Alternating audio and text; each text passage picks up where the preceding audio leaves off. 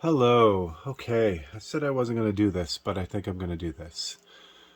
So I do a lot of the YouTube videos and the Facebook live feeds for airbrushing and I'm working a lot aside from that as well.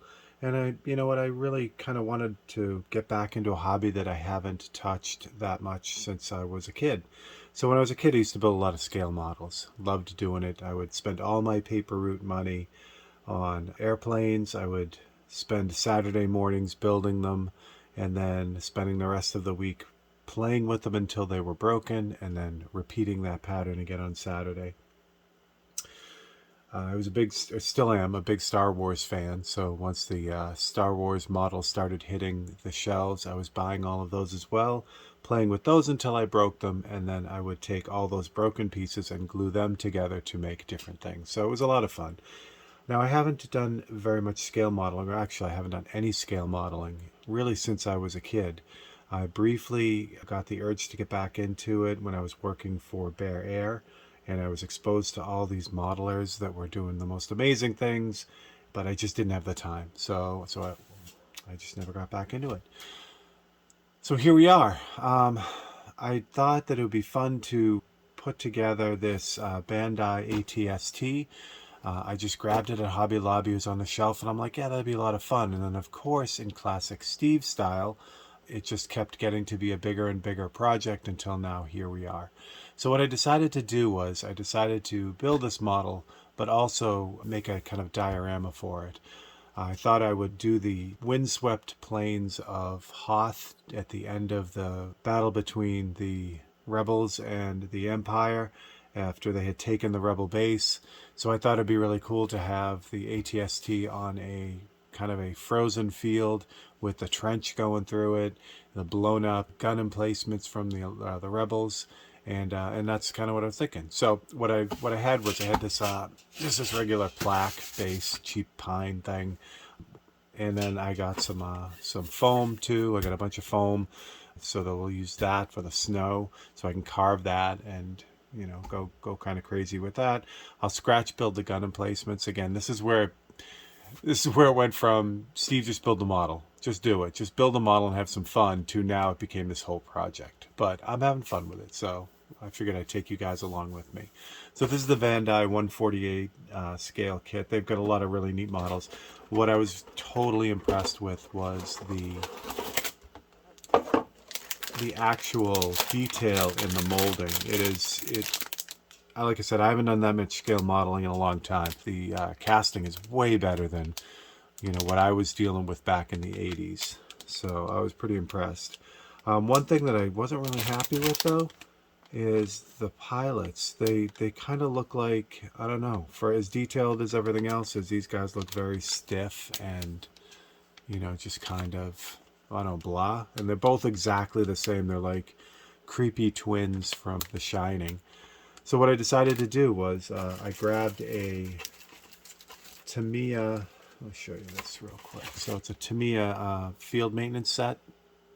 It's got all these cool dudes. So all I need is really the arms out of it, because they're in these great poses. So I'll take the arms off of the Tamiya kit and replace the arms on these guys. Maybe move the head on one of them. So that'll be much better, because I want to have the top of this thing be able to come off so you can see inside of it, even though it'll be set up as a diorama.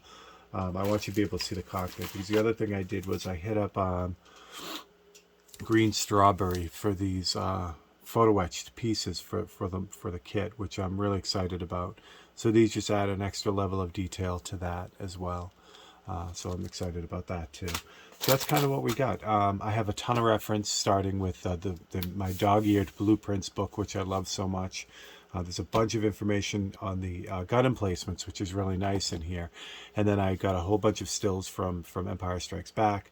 One quick note I'm going to do a little bit of research on. I thought I could have sworn the ATST was in Empire, but when I went to rewatch it, there's a scene where the walkers are coming across the plane, and you see the legs, and then you see this little, what I thought was an ATST, run across in the background. When I rewatched it, it looks like it's something a little bit different. So for those who are going to hit me up and tell me exactly what that is who have their Star Wars nerd level on 100. I really appreciate that, but I'm going to keep going with this, even if the ATST was never in Empire Strikes Back, which is possible. I'm going to assume that this was the prototype or an early model, or they were in service and just didn't make the movie. And that's the way I'm going to kind of go with this, because if I go and scratch build something entirely, whatever that walker was, then that's a whole different animal, and that I'm not skilled enough and prepared enough to do. All right. So again, thanks for hanging with me. We're going to take this as we go, and we'll see what happens. All right. Okay. Having really started to dig into this, I think I know which way I'm going to go with this video now. I definitely didn't want it to be a how-to. I don't feel like I'm skilled enough as a scale modeler to make it any kind of how-to, but I feel like I have a lot to offer as far as the paint goes. So what I'm going to do is I'm going to make this kind of a diary, just kind of going along with me while I put this thing together and go through some of the things. That way, if people get something out of it, that's great. If I learn something and someone can avoid one of the mistakes that I make, that's great too. But again, I don't want it to be a real how-to. There are too many great model sites doing that, and I just don't feel like this is what this needs to be. So where we're at so far is, you'll notice this is nice and gray now. It's not white anymore. What I originally did was I used Autoborn Sealer White for this, because ultimately the base is going to be a pearl white. So I figured having the white base would be great, the Autoborn Sealer. But what I found was it was a little bit difficult to see when I was sanding. So I really wanted this super smooth. So that means just a lot of applications of this, and then letting it dry, and then sanding it nice and smooth and filling in the gaps, and then just keep doing layer and layer until it really becomes the finish that you're looking for. The white was difficult to see any kind of little, grain marks or any kind of scratches in this. So what I did was I ended up using the same product, just in gray. So this is Autoborn Sealer Gray. So I brought that in now because I think that's going to come into play a lot with this model. The Autoborn Sealer is one of those base coats that really sticks well to just about everything. So it's going to stick really well to the photo-etched parts. It's going to stick well to the plastic parts. And it's just going to be really nice overall. So this is going to be the base that I'm going to use for a lot of it. So what I've started doing is I started messing with the photo-etched items. And what brought that on was I decided to first start with the cockpit. And part of the cockpit instructions for the photo-etch is that you remove these kind of lame seats that they have in here. And they have photo-etched seats that are in here. So I figured this would be a good place to start, because I have a lot of work to do on the pilots, and I have a lot of photo etch that goes into this cockpit, and it's pretty simple build as far as where it is in the model. So they're really only the walls, the base, and then the back kind of incorporate this whole thing. So I figured this would be a really easy thing to get started with and really kind of pull together. So what I've done so far is I wanted to since I've never used photo etch before, I wanted to kind of get a feel for that. So I started with the seats, and that's a seat right there. It was interesting. Like I said, I've never done this before. So I had my work cut out for me getting used to this. And those of you who have used photo etch before are real familiar with it and know how tricky it can be as far as the thinness of it. It's really super thin. It bends really easy, but it can also bend in the wrong way really easy. One of the great things I've got is the bug, and this is a little tiny break for photo etched parts, and I'll put a link to this somewhere in the video, hopefully. And what it simply is I don't want to do it on a piece of photo etch, but you would take your piece of photo etched metal, and if you want to bend it at an angle but only want to bend a certain part of it, you can slip this underneath the appropriate tongue, and then you tighten that down. I'm trying to do this like this. Okay, yeah, you tighten this down, and then you just grab a single-edged razor blade, slide it underneath the part, and then fold it up, and it's super clean and it does a great job.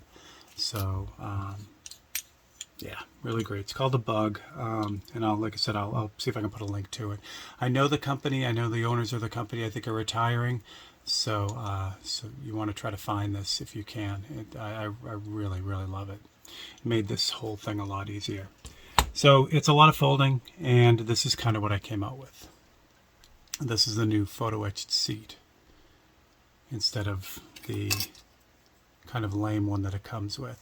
So I have to remove these, the seat and the little square down here at the bottom before I install this, but I really wanted to kind of get a feel for this. Now what I also did was I really want to go nuts with this. I really want to kind of do everything I possibly can with this, even though some of it's not going to really be seen. I really want to kind of get my chops down on this kit, since it's not super important that I get this done.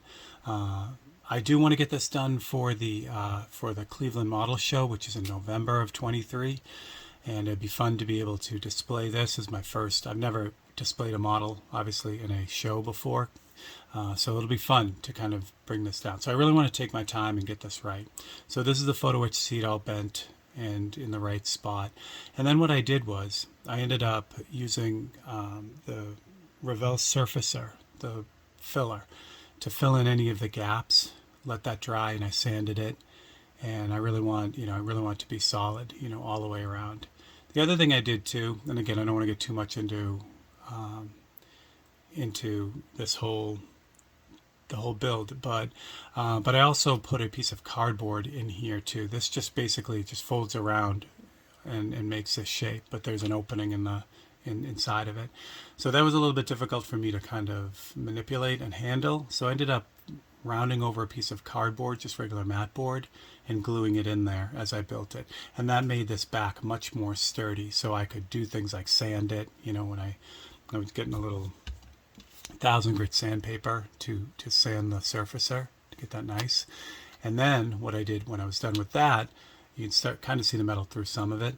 I used the Autoborn sealer again, the gray.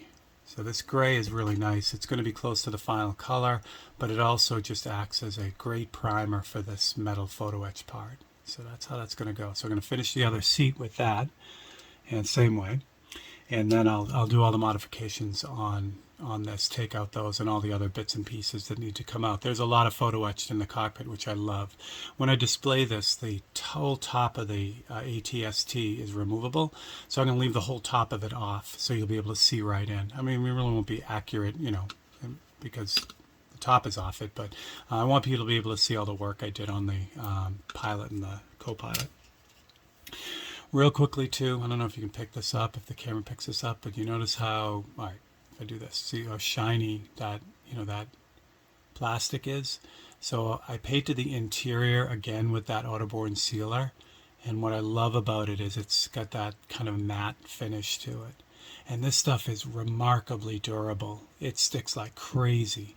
So it's just a really nice base coat, or in this case, it's probably going to be a lot of the finished color will be that sealer. I really like the color.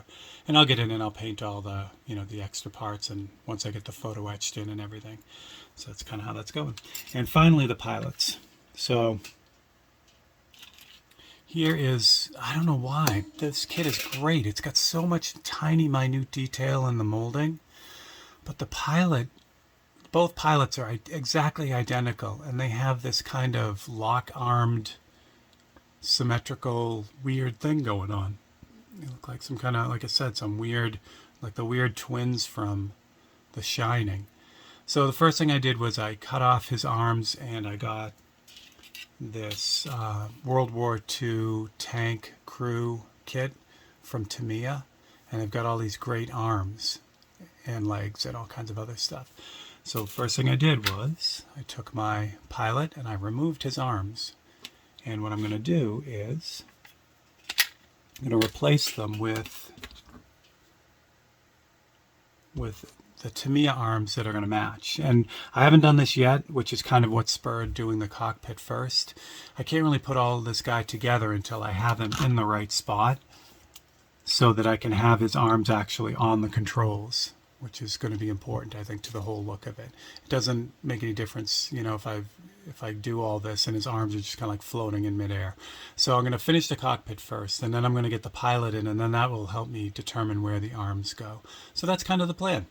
All right, so that's what it's going to be. Little bits and pieces. I'll thread them all together at the end and make a long video or series of videos out of it that are a little bit easier to digest, but that's going to be a lot easier than trying to do episodes and how-tos and all this other fun stuff. All right,